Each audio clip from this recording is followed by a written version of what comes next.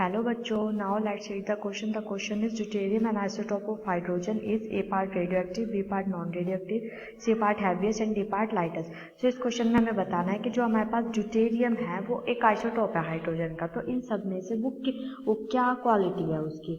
So the key concept of this question is deuterium. मतलब हमें उसके बारे में बताना है कि उसका इन 4th ऑप्शन में से कौन सा ऑप्शन उसके बारे में करेक्ट है. सो ये तो हमें बात पता ही है कि जो ड्यूटेरियम है ये हमारा आइसोटॉप्स है हाइड्रोजन का. सो जो ड्यूटेरियम है उसका जो एटॉमिक मास होता है, ड्यूटेरियम का जो एटॉमिक मास है ये होता है हमारे पास 2.014. This is atomic mass.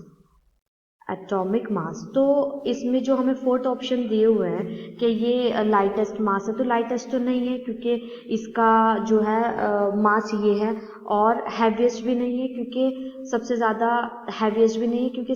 Heaviest मास जो होता है वो ट्राइटियम का होता है.